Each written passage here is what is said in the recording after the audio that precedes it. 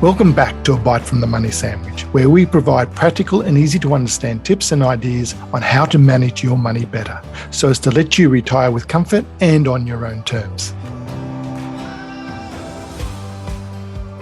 Want to know how to make the smartest moves in property investing? Today, I'm joined by Damian Collins, who is founder and managing director of Momentum Wealth, also chairman of Westbridge Funds Management, and the author of his new book, Property Investing Roadmap. Damian talks all things property investing, including the key strategies, which he covers off in his new book as well. We discuss the importance on educating yourself if you're wanting to invest and explore the pros and cons of residential versus commercial properties. Damian and I also highlight the benefits of diversification, understanding property cycles, and seeking expert advice. If you're interested in property investing, this episode is for you. Well, thank you, Damian, for being on the show. And you've got this new book, Property Investing Roadmap. Yeah, good to be here, Mark. And it was great to launch the book. Pretty exciting. Took a long time, a lot of work, but certainly really proud of the outcome. Yeah, and from someone who's gone through that same struggle and challenge of writing a book, it really is something that you can be something very proud of. But geez, it takes a lot more work than you think, doesn't it? Absolutely. It's not just writing the words down, it's all the other stuff that comes with it, covers, you don't even think about all that sort of thing. And lucky I had a great team who helped me out. But look, it's really exciting. It's something I've been meaning to do for a long time, but about a year ago, I knuckled down and started to put it together because, I love property. I've been in property for a long time, over 30 years. So, and a few people have said over the years, I should put something down in a book, and finally did, and the feedback so far has been great. Excellent. And yes, I remember even things like future tenses and past tenses and present tense and sort of thing, and you do that all in one paragraph. So it can be a little bit. So I'm glad you had a good team behind you, and you got this great book out. One of the things is, and in the same in my career, more of the financial advice, you help a lot of people one-on-one, but a book can actually reach out to much more, just a larger group of people, a larger crowd. What was sort of for you some of the key inspirations in writing this book? Well, it's exactly what you said there, Mark. It was the fact that, look, obviously we've got a business that helps people in property investing right from the first investor through to sophisticated property strategies, but it was getting out there for people who maybe aren't clients, who live in another part of the country, and so they can understand our investment philosophy and the way we go about things. And so and that was the purpose of the book. Fundamentally, the first part of it was all about understanding property, what makes a good property investment, what doesn't, and not falling for all the traps that a lot of people fall into. And then the second part was really about, well, not just buying one property, how do you build a large portfolio, and how do you live on that income from retirement? And that's critical because a lot of people buy residential property and then they get to retirement and they go, well, it's not giving me much income, and it doesn't in Australia. You don't get a lot of net income from a residential property. So they end up selling it and they're exiting the market altogether. Whereas our philosophy on it is you start with residential, then you get into commercial property. Commercial gives you a much better yield and returns. And a balanced portfolio means if you set it up right, you don't have to sell it all off. You can get an income stream, and obviously depending on how much property you're in, you might well set yourself up for an income for life. Yeah, and you've covered off a lot of points there, so we'll go through those one by one. But I think right at the beginning, you were sort of saying, people coming in, seeing you one-on-one, there's a real education you need to do for people, and having this book sort of say, well, basically read this book first, get the education, so at least you come in equipped, you understand property, you've got the right questions, because it really is so important. There are just so many pitfalls in the property. It's not, same in my industry or my profession, the education is just such an important part of it. I think that's critical, whether you're investing in shares, property, whatever that is. I think it's critical that the client has an understanding of why you're recommending certain things, why you think this is a good investment property, or the same would apply, I'm certain, in shares and financial planning, why you should be allocating your assets to this particular area. So absolutely, great education piece is critical. So because it's end of the day, it's the client's money. You're relying on advisors, of course, to help them. But my philosophy is that you always want to have a decent understanding. Obviously, you leave it to the experts to get down to the fine detail, but have a decent understanding of what you're buying, what you're investing in, because ultimately it's your money, and you should get as much education as you possibly can. Yeah, and you talked also about difference between or balanced portfolio between commercial and residential. But just for the person who just sort of comes in, and we're going to talk about building income streams and why that's so important for future financial security and freedom. But for the person who is just coming in straight away, why should they invest in property compared to shares? And I know there's talking about diversified portfolios and having a bit of each, but I've talked to plenty about super and shares. Why property? Well, property is an asset class that's it's obviously been around for a long time, and historically, particularly residential, it's been a very solid performer across Australia. And fundamentally, that's driven by population growth and the strength of the economy. They're the two critical factors that have helped drive property prices. I know my parents got their first house; it was $12,000 back in the 1970s, and of course now, and they're in Melbourne, and of course now the median price is pushing up to close to $1 million. So it's over the long term, property should definitely be, I think, part of an investor's portfolio. How much that is obviously up to the individual and their advisors. Obviously, I'm pretty keen on property. That's my background after my left accounting and my profession. But property, it's also from a volatility point of view. You just don't historically see property prices collapse, and in particular residential. Commercial is more volatile, but residential property, as we've seen through the cycle, a down cycle is maybe 8 to 10%, and that doesn't happen all that often. We saw a down cycle a couple of years ago when COVID hit. We saw a down cycle in Sydney and Melbourne about 8 to 10%. That's about the worst it actually gets, and it often goes in a different. It's not correlated to the stock market. Often they go in different cycles. So just from a diversification point of view, it makes sense. Also from a historical point of view, obviously the future can't be guaranteed, but historically it's performed solidly and a little bit above inflation. And that helps hedge your portfolio. It continues to grow, and you can certainly. Particularly if you add some commercial to the mix, you can get a solid income stream that could set you up and for life and give you that income that you want in retirement without having to sell off all your assets. And you started that by saying comparing to what your parents paid for property to what you're paying now. And I think that's why getting really good expert advice is so important, because to me, the rules have changed. Someone could buy a property last century for 2 or 3 times salary. Now it's getting closer to 10 times salary. And I do worry about a lot of young people getting into $1 million of debt or 1 point, even more. And, that was fine when interest rates are 2 or 3%, but when it goes to 6%, so getting really good advice is so important. Do you see, and when you're sort of saying about when you do get advice, and some of the things you talk about is that property having diversifying between residential and commercial. So that's probably, I'm not quite sure. I must admit, I've got a history of using property, buying both, but I basically fell into commercial property rather than that was something I planned for. So can you give me a bit more, what are the pros and cons of both residential compared to commercial property?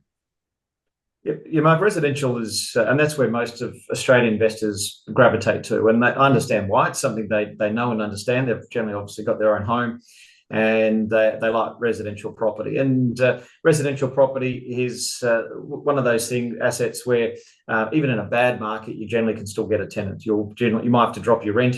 But if you're in the major capital cities, you're generally even a bad vacancy market in residential is only 6 or 7%, and so generally you can still get a tenant, albeit it might take you a little bit of time. So from an income point of view, there's some stability of income. You're not likely to sit in a residential property vacant for 12, 18 months, which you can do on the commercial side. We touched on earlier about how historically it's been a steady hedge against inflation, has outperformed inflation by a little bit each year, and that's a good investment for most people. You're not going to get rich overnight, but in the long run, you can certainly make some really solid returns. And the other thing is that's really good about residential is the ease of financing. Obviously, with rates a bit higher now, it's not as easy to service the loan. But one good thing about residential is once you get the loan, if you can service it, you'll never hear from your bank again. They don't do revaluations. They don't call in the loan, different to commercial property. As long as you're making the payments, you won't hear from the bank to reassess your loan for the 30 years. So and the leverage you get can be as high as 90-95% if that's what you want to do. So much easier to start, and that our philosophy is, and residential is a great place to start for all those reasons I've mentioned. Plus, with our tax system, like it or loathe it, I know a lot of people loathe it, but the fact is negative gearing helps you make the payments. You're still losing money. So that's why it's critical if you are negatively gearing, you're getting capital growth, because without that strategy, you're going backwards. You're losing money each year. Yes, you'll get some back on your tax. So all those things together make residential a great place to start, but it does have some downsides. And the biggest downside is the fact that it's the income stream in Australia, because we've been able to negatively gear. A lot of investors will take very low yields. So they're very happy to buy an asset. And across Australia right now, Mark, I can buy assets in Perth and Adelaide around the 5% yield mark, Brisbane a little bit less, and then you get to Sydney and Melbourne, you're talking about gross yields of 3.5%, maybe 4% if you're lucky. And then by the time you take it, all the other things on top of that, now Victoria's slugged everyone with an extra land tax on your home, on your investment property, I should say, right down to 50,000 of land base. All of a sudden, you take out those costs, you're netting probably 3% Perth, Adelaide, 2.75 in Brisbane, and Sydney and Melbourne, you're pretty lucky to net. If you've got 2% net, you'd be doing well. And so that's not a really solid income to retire on. If you've got $1 million of property and you're getting 20 grand a year, and you're not going to get a pension if you've got $1 million of assets. It's simply not enough. And that's why we do like commercial property. Commercial property's got a much better income stream, 6%. We just bought some assets recently, 6.6% for 25 million in one of our funds. So you certainly get a much better income stream. The tenant pays the outgoings. So from that point of view, it's certainly a better cash flow asset and helps you in retirement. It does have downsides though. To get into good quality commercial property, you're not going to get much for $500,000, and even $1 million is you're still going to get pretty second rate sort of stuff. You really need to be going up the price chain.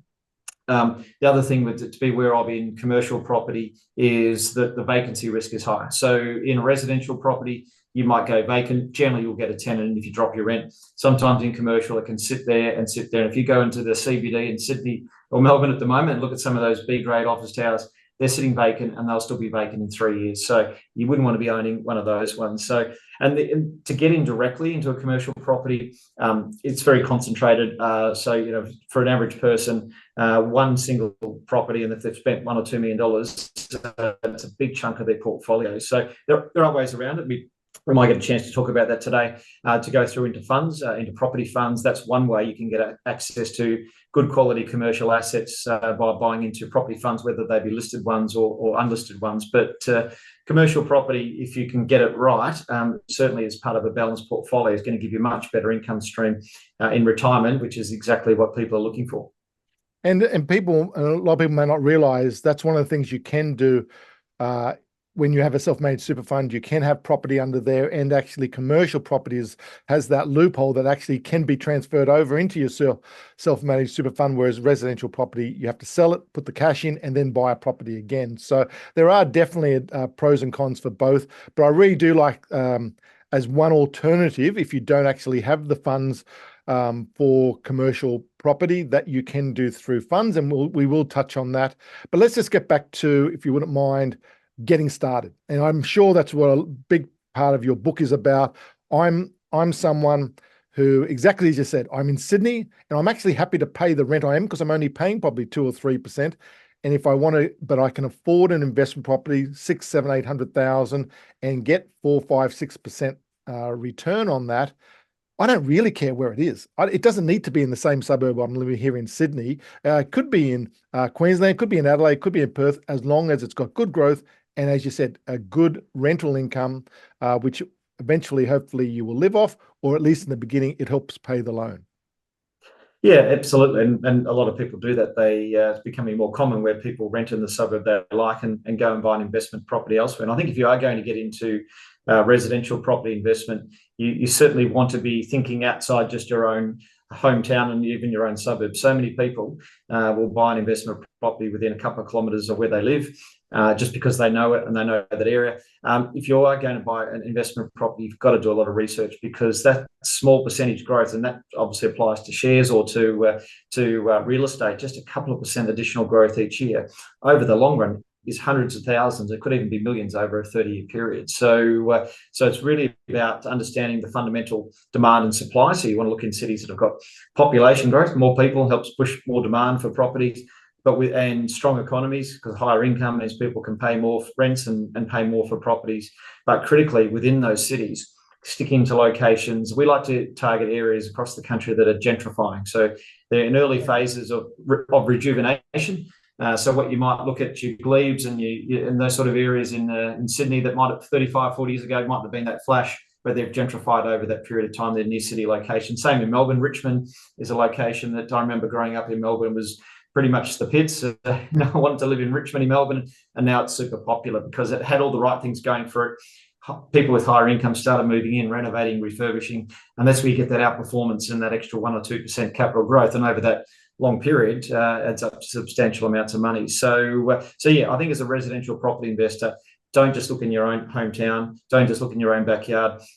You've got to be prepared to look look more broadly across the country, because you don't have to go and visit every day. You've got a property manager, and they'll keep an eye on it for you, and they won't drive past it every day, but they'll look after the property for you. And so it's got to be about investment with your head, not your heart. Yeah, and I think that's a really, really good point. The whole a couple of really good points actually. The gentrifying and the with your brain, not your heart, because I do see so many people who get mistakes, who fall into traps of buying an investment property, and they think, well, I've got to be close to where it is because I want to be able to see it do that. Well, you don't need to see it at all. As long as it's growing for you, and as long as it's getting a good rental income, you don't really care at all. As long as it's being looked after, as you said, by a property manager. And I think those sort of tips you're giving, I'm sure that's what's in your book, but that's also why you go get advice. And I find a lot of people about these self-help books, it is great to get you that education, but you realize there is just so much you just don't know. We're not following the cycles of a migration and all these sort of things that you're doing. And even as you said, the gentrifying, these are sort of things that you do every day and the average person just doesn't. Yeah, that's right, Mark. And I'm certainly it's the same in any asset class. There's experts in those fields, and property is one of those areas where I think historically a lot of people have just gone out and thought, well, I can buy anything. And I think those days are over. You mentioned earlier about the great price growth we've seen, but how expensive relative to our incomes property is. So we're just not going to see properties growing at 8% per annum anymore when inflation is 2 to 3%, and incomes growth is 3 to 4%. 8% is unrealistic. So could we grow 4 or 5%? Yes, we could. But then you might find a couple of areas and a couple of suburbs do go a little bit better, and that's what you're looking for. You're looking for the diamonds in each of those cities and suburbs, because we want to eke out that little bit of capital growth. It's certainly no longer a market, in my opinion, in Australia where you can just buy anything and in 30 years you'll be super rich. You will certainly probably make some money on it, but if you want to really make substantial amounts from property, it's really about a picker's market now. You've got to dive right into it and use those experts. There's buyers agents who know those markets, know what the good areas are. Go and talk to them, because if you get it wrong, it could cost you a lot of money and set your retirement goals back potentially 5 or 10 years. Yes, and we're talking about retirement, but it is actually, that's also something that's changed from last century to this century. When I talk about that, if you want financial security, you want financial freedom, and there's something you talk about through the book. It's not about I'm building a portfolio so that by the time I'm 65, I will have enough money through my super, through property and all those sort of things. People don't want to look that far. If you're in your 20s or 30s, you don't want to wait 30, 40 years for financial security, especially we're seeing with the high cost of living. People want that sooner, and I can understand that. So I think buying an investment property isn't that was just something the rich people did in the last century. Now it's got to be part of a plan that you're buying, looking 1 property, 2 properties, maybe even 3 properties, and building a portfolio. And that should be, if you really want to build financial freedom, that's the standard, not something just the rich do. Yeah, and I think, and that's the great thing, albeit it is a lot more expensive to buy a property now. But if you don't have to buy in Sydney, you don't have to buy in Melbourne. There are other locations around the country where you can get into an investment property for around 400,000, 500,000. They're still available in good locations, and the cost out of your pocket may not be that significant. But like any investment, I talk about it in the book, you've got to be prepared to make a sacrifice. If it was that easy, everyone would be doing it.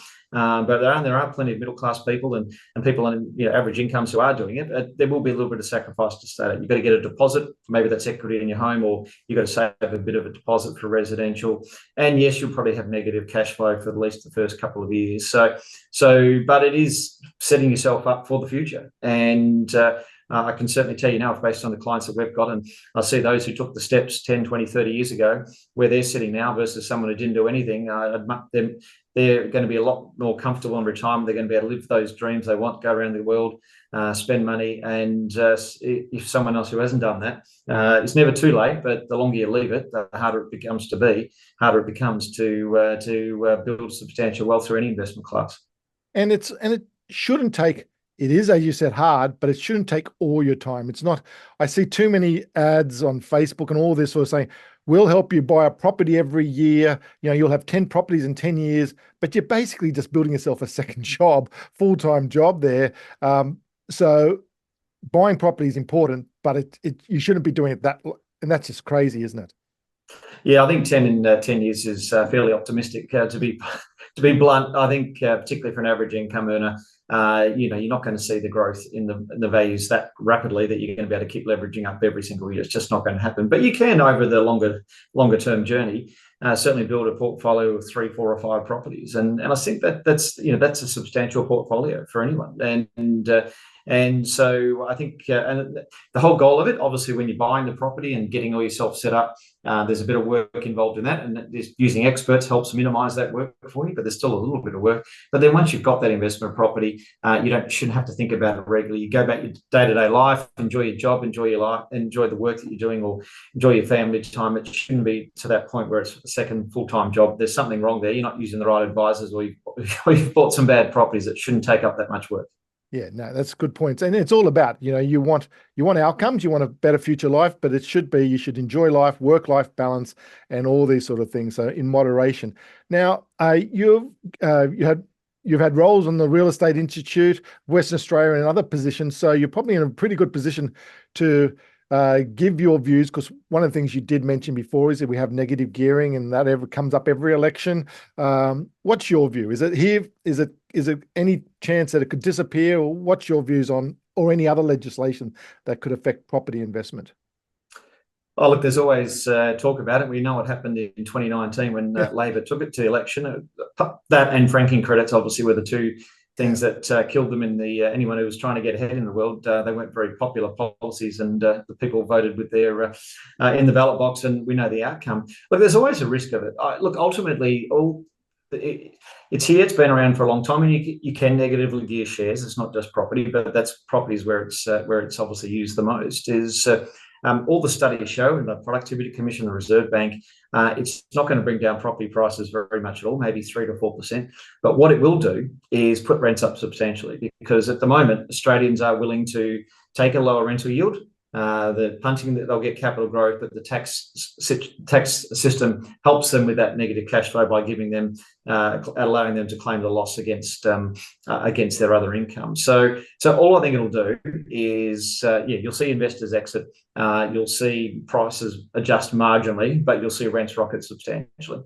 And all around the rest of the world, if you buy rental properties in the US, they have loss limitations. They call it passive loss limitations, where you can't just negatively gear unendingly. There is a limit on how much you can have your passive losses, and many other countries around the world, you see that rents relative to the property prices are much higher. So if that's the sort of society that we're comfortable with, already seeing a lot of rent stress out there in the market right now. If you want to see rents 30% higher, well, that's probably going to be the outcome over a 5 or 10 year period. So look, I'm agnostic on it. I think ultimately the market will adjust. It shouldn't, if you're going to stop it, shouldn't just be on property. It should be should be stopped in totality. Why should one asset class be picked on over another?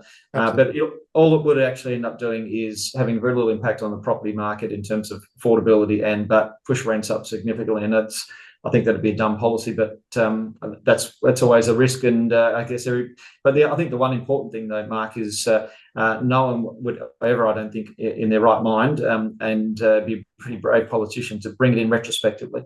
So what they would do, and what is, if you've already got a property that's negatively geared, you're going to be almost certainly grandfathered in if they change the rules. So you wouldn't have to worry that all of a sudden overnight you're going to have to find extra cash because you can't get your tax deduction. So I think that's pretty safe. There's always a risk that the policy might change, but I think from a retrospectivity point of view, I just don't think that would happen. Yeah, that's a really good point about the retrospective, because they keep talking about superannuation, all the rules could change, but and they will. The government can't help but tinker with superannuation, but they've never done anything retrospectively in 30 years. So I think that's the same really good point regarding property as well. Now, one of the things, and I should actually just comment, one of the things I do, I talk to groups of people, and they were mainly young people in this group I spoke to in the city, and there was an older chap, and I was saying, oh, well, rent's growing probably about 5%. He said, no, rent's growing at 5%. There, he absolutely got hailed down by everyone else in the room and saying, yeah, you obviously don't rent, because rent is, even with the tax deduction, is on the increase. So it's something that, getting into property is so important, and getting someone else to help pay you that property off for you is also so important. So the future of property investment, we talked about the negative gearing. You mentioned before, so it's probably a good time to raise that about commercial property does, if you do this well, can get a better return over the long term than residential, and a lower cost way of getting into commercial property is through funds. So do you want to just talk a bit about that? Because that's a lot of people don't realize that. No, Mark, we've certainly seen as more and more people have certainly built wealth through superannuation. As we know, I think it's $3.5 trillion asset class now. It's huge. More and more people who are taking control of their wealth in self-managed funds, looking at investment alternatives. And the great thing about a self-managed fund, of course, is you can invest in a wide variety of asset classes that you can't do through a big super fund that's out there in the world. So we've certainly seen people looking for different options, and they're looking for income. Generally, as they get towards retirement, they're looking for that income stream, and commercial property is becoming very, very popular. And the good thing about what's available now in the market, what's a lot more common than it was 20 or 30 years ago, is the ability to invest via a fund. So there's two types. There is listed funds, so they're on the Australian Stock Exchange. You can buy them tomorrow, but they tend to be more volatile. The values of those assets rises and falls 30-40%. And so it's for a lot of investors I speak to, they don't like that, because even though it's fundamentally investing in underlying property, the asset values don't always reflect that, and it's going up and down like the stock market. So a lot of people prefer the unlisted funds, and so what unlisted funds are is there is a fund manager who will buy a property or a pool of properties, and generally that they might buy, say, 30, 40, 50 or $100 million of assets, but then they syndicate that off. So simple example, if you in a fund that might buy an asset for 40 million, they might put in 50% debt for 20 million. So they raise 20 million in capital. If you put in 200,000 into that fund, you own 1%. If you put in $20,000, you own 0.1% of that fund. But that means you would get exactly that proportion distribution. So whatever income stream comes in, they would pay that out to you. Most of them paid out monthly. And also then in terms of capital growth, most of them, again, at the end of the fund period, if they sold that asset off, you would get the pro rata share. So a lot of people are liking that, and certainly that's one of the things we do at Westbridge, but people like it because they can go and live their life. They've got a professional asset manager picking the asset, managing the asset, giving them the income returns. They don't have to deal with the tenancy. They don't have to deal with all the headaches of that. And they get exposure to much better quality assets. For $25,000, $30,000, you might get exposure to some really great assets across the country, depending on which funds you're in. And that's certainly, it's almost democratized commercial property investing. If you go back 30 years ago, it was really for the big super funds, the big life insurance companies, and the wealthy, the super wealthy, who could afford to go and buy that sort of stuff on their own. Now a lot more people have access to it, and it's becoming a very popular class. It's regulated by ASIC. You've got to have anyone issuing these products needs to hold a financial services license, and they put out disclosure documents, PDS if it's a retail, or information memorandum for wholesale investors. And so I certainly think if it's someone looking for income in retirement, they don't want to have to deal with the headaches and hassles, and want a bit of diversification as well. Looking at commercial property funds is a good way to spread that risk around, get some diversification, get some income, and go and enjoy life. And really good points there. And it's like anything, having a diversified portfolio, and exactly, your fund may be doing great guns and all that, but you look at a small portfolio, small part of your portfolio to do that, to be diversified, and you'd never put 100% of your money in any one thing. But I just think it is really so important to consider these sort of things, because good commercial sized properties that you just couldn't afford yourself, here you get a chance to, even if it's buying a small part of it, but you're getting the great benefit of the return of those investment properties. So no, that's really good. And thank you for explaining that, Damian. It's actually been brilliant. I love talking about property. As a financial advisor, there was a lot of things we only could talk about what we could, the products that we could promote. But I just thought, I saw so many clients who just said, but I also want to talk about property. I want to see can you help me get into my first property? And so, especially the last 10 years, I took a really great interest because my clients were wanting this, and it just makes so much sense. I can't sell a property, but at least I can talk about those strategies with my clients. I put it in my book, but I absolutely encourage people to look out for your book. I'll just definitely, it's called their Property Investing Roadmap. It was launched yesterday. So Damian, really well done on that, because I know how tough it is to get out a book. I'm sure it's going to help a lot of people. But one of the final things I always ask my guest is there a piece of advice that you've heard or that you live by, that you've just heard, that, financial or in life, that you could share with our listeners now? Mark, I'm very big on buying and holding. One of the things that I learnt when I first started in property, I used to be an accountant, and by background, I got out of that full time and was in property and was buying and investing in properties, developing, but I was selling everything. And so that was always thought, that was what I thought. Well, to make a profit, you've got to sell, you've got to take your profits. And then it took me about 5 years, took me a bit of time to wise up, realised, well, hold on, I'm paying real estate agents, I'm paying the tax, capital gains tax or income tax on developments because it was income. And then I'm paying stamp duty when I get back in again. I looked at all the profits that I'd given away to those three transactional costs and going, why am I doing this? Why am I holding? And Warren Buffett's obviously one of the most successful investors in the world. And, it's the same in the stock market, people trading in and out, but he's been hugely successful by buying great assets, holding on to them for the long term. And I think fundamentally the same as in property. If you buy a great asset, don't worry, get caught up in the hype of what's the market doing next week, what's it going to do next year. Hold for the long term, and if you do it well, you'll make substantial amounts of money and set yourself up for life. Brilliant. Long-term investing is always the most successful way, and won't give you ulcers as well. Damian, it's been a real pleasure to have you on the show. Best of luck with the book, and links to the book and everything like that will be put on the website, on the podcast website. So look out for that. But again, just thank you very much for being on the show. Thanks, Mark. Great to be here. I hope you enjoyed this episode. If you'd like to know more about Damian or want to buy his book, Property Investing Roadmap, visit www.damiancollins.com.au. That's DAMIANCOLLINS.com.au. Or feel free to email me on admin@themoneysandwich.com, or visit our website, themoneysandwich.com, if you have any questions or would like to learn more. Want more practical, easy to understand tips and action lists to help with your money stuff? The latest version of my book, The Money Sandwich, is now available to order on Booktopia and Amazon, as well as available at all popular bookstores. Everyone deserves to retire comfortably and on their own terms.